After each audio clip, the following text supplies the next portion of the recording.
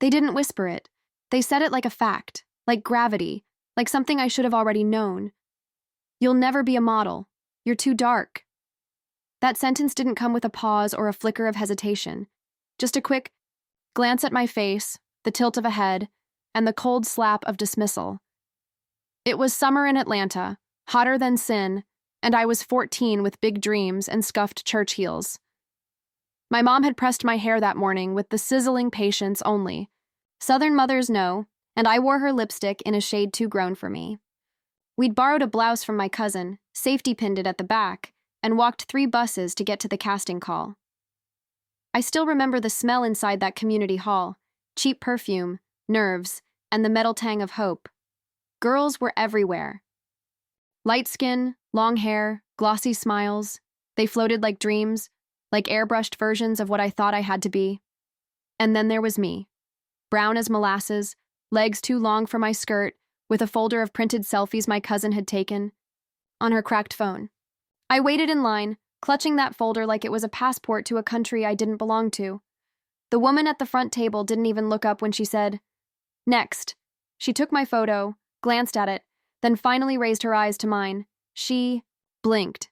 A short pause.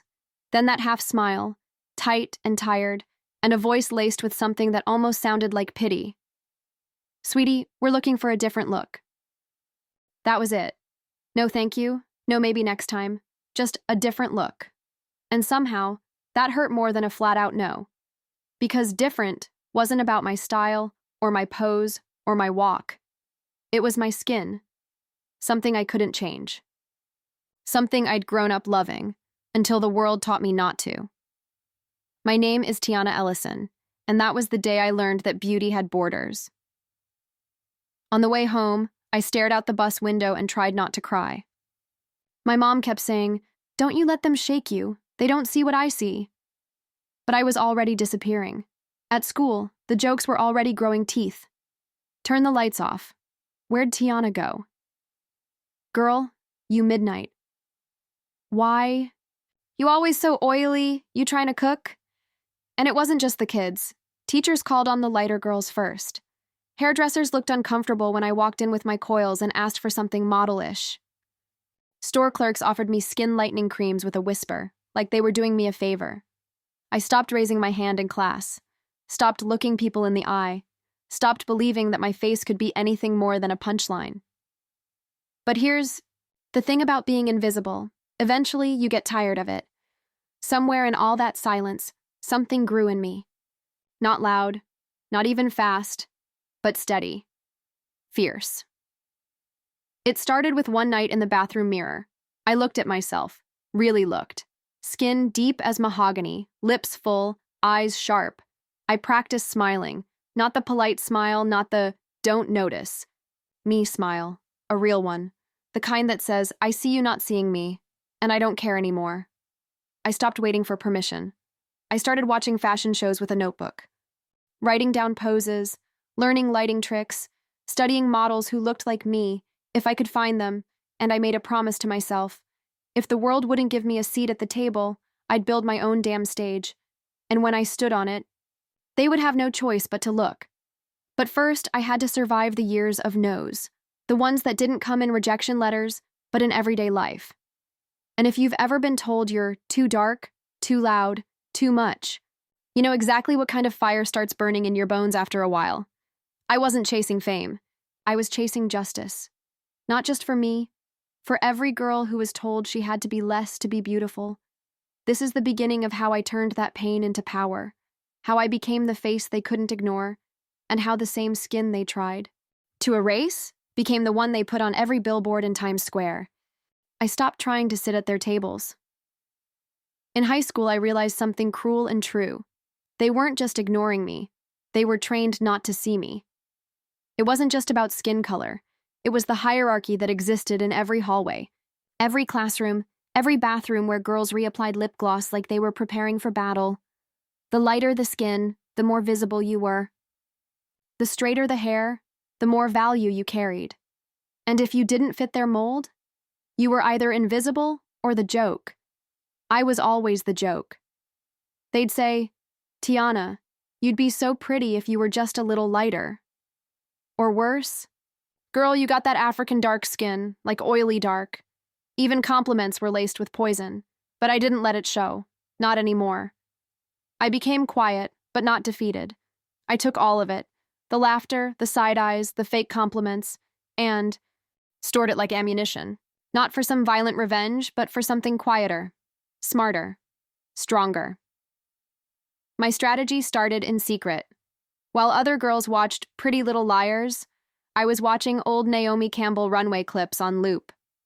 The way she walked, like she knew the ground was lucky to feel her heels. While my classmates posted TikToks with filters that bleached their faces, I was screenshotting images of Ducky Thought, Anak Yai, and Niakim Gatwech, women whose skin was deep, defiant, and radiant. I didn't want to copy them. I wanted to learn why their presence shook the room. I noticed how they worked with light, how they moved their eyes, how their skin wasn't something to hide. It was something they highlighted. So I started practicing. In my bedroom mirror. In the reflections of bus windows. On school breaks, when nobody was watching, I perfected poses. Angles. Looks that said, yes, I know what you think of me. And I'm still here. And then I started posting. It was a risk. I knew that. Social media could be cruel. But I wasn't chasing likes. I was chasing proof. Proof that I could create beauty out of the very thing they said was broken. I created a page and named it The Unchosen One.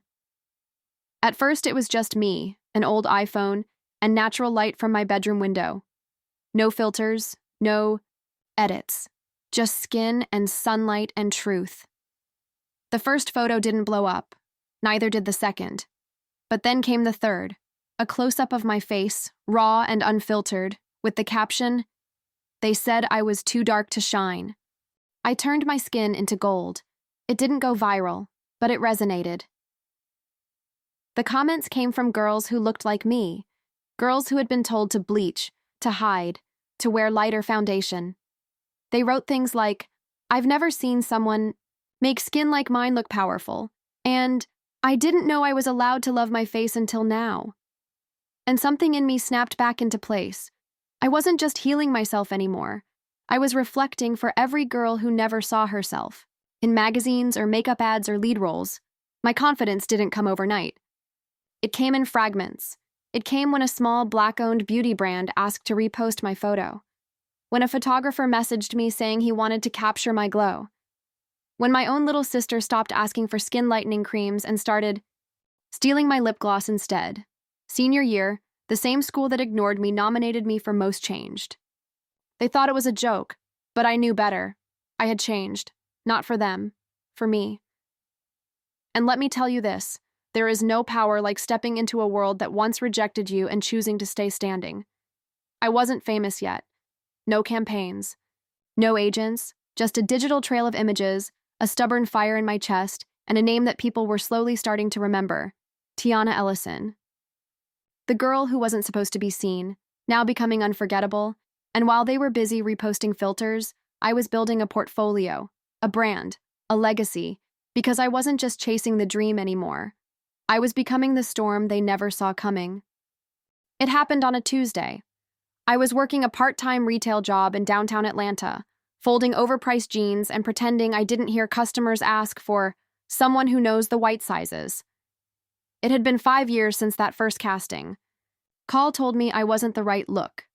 5 years of side gigs, self-taught photography, unpaid shoots, and 3 rejected applications to modeling agencies who said, "We're not expanding our talent roster right now." But I hadn't stopped. I couldn't. Because somewhere in the world, I knew there was one opportunity with my name on it, one shot I couldn't afford to miss. So when the email came, I thought it was spam. Subject, global casting opportunity.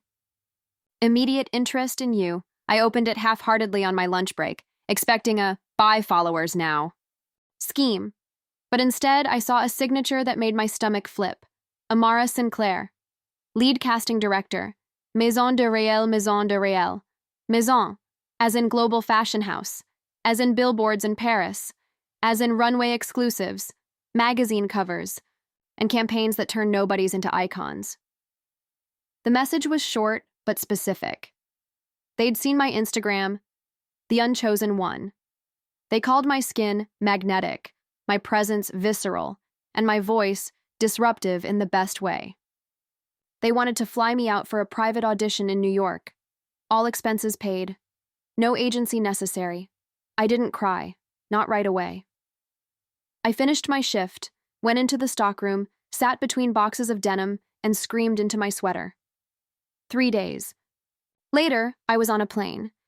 I borrowed a suitcase from my neighbor and wore the only pair of heels that hadn't betrayed my ankles. The flight was bumpy and the turbulence matched my nerves. I kept thinking it was a mistake. Maybe they emailed the wrong girl. Maybe they meant to say interesting in a polite way, not fly her to New York kind of way. But when I walked into that casting room, I knew it wasn't a mistake. It looked just like the first audition. Sterile walls, fluorescent lights, beautiful women sipping green juices. But this time, something was different. They noticed me. The girls glanced up when I entered. They looked, really looked. Not in that pitying way, not in that, why is she here, way. But in that way you look at someone you might have to compete with. My heart thudded in my ears. A woman with an earpiece led me into a separate room. The space was quiet, intimate. Just a camera, a light, and one woman sitting on a stool. Amara Sinclair herself. She didn't say much. She studied me for a moment and said, "Tiana Ellison, the unchosen one." I nodded. My voice got caught in my throat, so I smiled instead. Then she asked me one question. "Why did you start modeling?" And I don't know where it came from. Maybe all those years of rejection had been waiting for this moment. But I looked her straight in the eye and said, "Because I got tired of waiting for someone to give me permission to exist." She didn't blink, just leaned back slowly and said, "That's exactly what we need." The audition didn't last long, 10 minutes, maybe less. I walked out not knowing if I had nailed it or blown it. That night, I was back in my hotel room, watching reruns on mute and pacing in socks when my phone buzzed. "Congratulations, Tiana, you're it. We want your face. We want your story. You are the campaign." I read it 3 times. Then I collapsed to my knees, shaking, laughing, crying, all at once. All those nights I'd stared into the mirror wondering if I was ever going to be enough. And now they were asking me to represent what enough looks like, not as a token, not as a side model in the back, but as the face. That moment wasn't just a breakthrough. It was my line in the sand. The girl they once told to step out of the frame was now about to define the frame itself, and somehow I knew this wasn't just about me anymore. It was about every girl who had been dimmed by someone else's definition of beauty. There's something surreal about seeing your own face on a billboard. Not just a billboard, everywhere. Fifth Avenue, London's Piccadilly Circus, downtown Lagos, and right there in Times Square, 90 feet tall, staring down at the city that once refused to look up at girls like me. I stood across the street that day watching traffic crawl beneath my image. My skin, dark as polished obsidian, glowed under a halo of studio lights. No filters, no softening, no excuses, just me, Tiana Ellison, the unchosen one, now chosen by the world. The campaign was called Shades of Sovereignty, and it was exactly what it sounded like, a celebration of the richness of melanin in every hue and undertone. Not diversity as a checklist, not inclusion as an apology. This was power. This was presence. I was the lead face. The photos, raw, regal, defiant, went viral before the campaign even dropped. Fashion critics called it a revolution in complexion. But what really got me were the comments. I showed this to my daughter. She said, "She looks like me. Never thought I'd see a girl my shade owning the spotlight. I used to hide from mirrors. Now I can't stop staring at mine." I cried over those. Every single one. But it was the trip. Home that brought everything full circle. Maison de Réal planned a press event in Atlanta, my hometown. I hadn't been back in over a year. The city looked smaller somehow, But my heart was pounding like I was 16 again, walking into that casting call. They held the event in a luxury venue not far from where that original rejection happened. I wore a fitted wine-colored suit. No makeup, but a bold lip. My natural hair was sculpted into a crown. I wasn't dressing to impress. I was the impression now. Reporters flooded the space, cameras flashing. Then I saw her. In the crowd, clipboard in hand, hiding behind oversized sunglasses, the casting agent. The one who had once told me, "We're looking for a different look." She tried not to make eye contact, but she knew. Oh, she knew. And here's the thing. I didn't feel rage, not even resentment. I felt clarity. The sweet, sharpened kind that only comes when you've outrun every lie they tried to make you believe about yourself. During the Q&A, someone asked the golden question, "What would you say to the people who told you you'd never make it?" I leaned in, smiled, controlled, calm. I'd say thank you. Because you didn't break me. You built the girl who had no choice but to create her own lane.